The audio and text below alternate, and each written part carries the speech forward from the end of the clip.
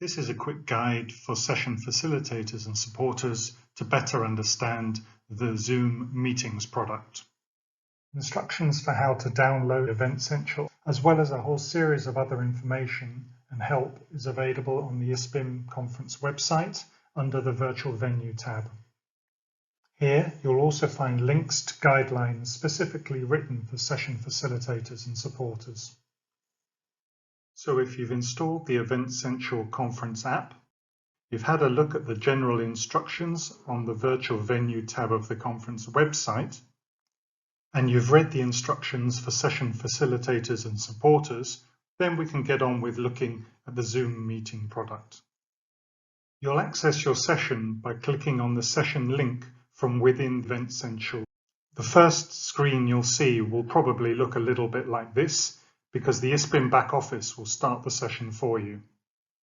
And that's the good news, because we'll have taken care of all of the passwords, logins, and settings for you. The ISPIM back office will start your session exactly 10 minutes before it's due to start, and it's critical you are there 10 minutes before the official session start time. It's important to remember that in Zoom meeting there is a waiting room. Your session will be recorded right from the very word go.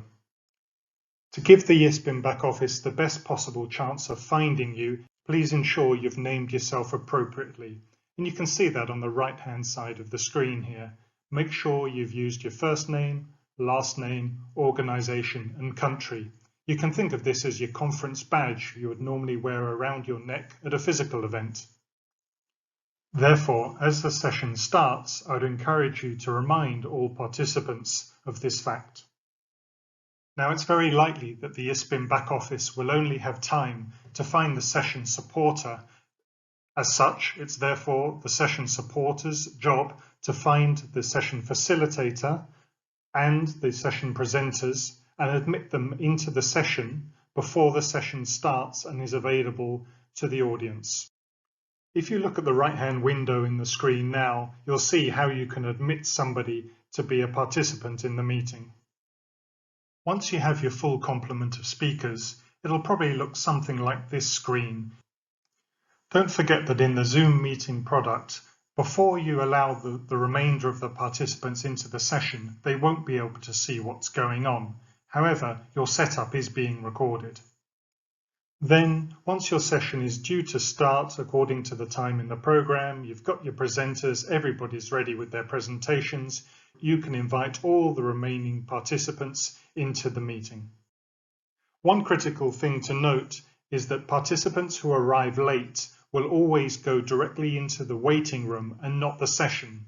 So the session supporter always needs to be on the lookout and continually admit latecomers into the session.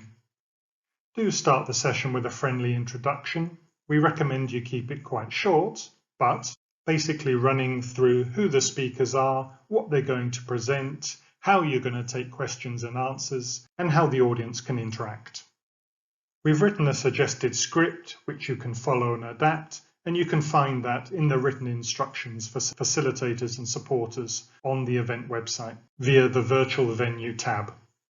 So once your session is underway, you have your presenters invited into the session and you've also invited everybody else from the waiting room. It's probably going to look something like this, with everybody's video and name shown on your screen.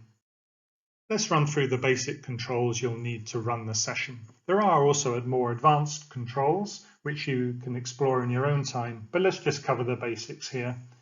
If you look at the bottom of the screen, you'll see a set of icons. The most important ones in those are mute and stop video, which control your own microphone and camera.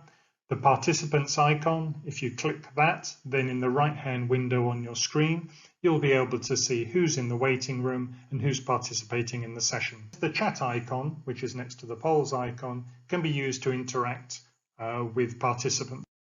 This is particularly useful if you are a lot of people in the session and using voice simply wouldn't work for this. Do remember, all participants who are not presenting or speaking should be on mute.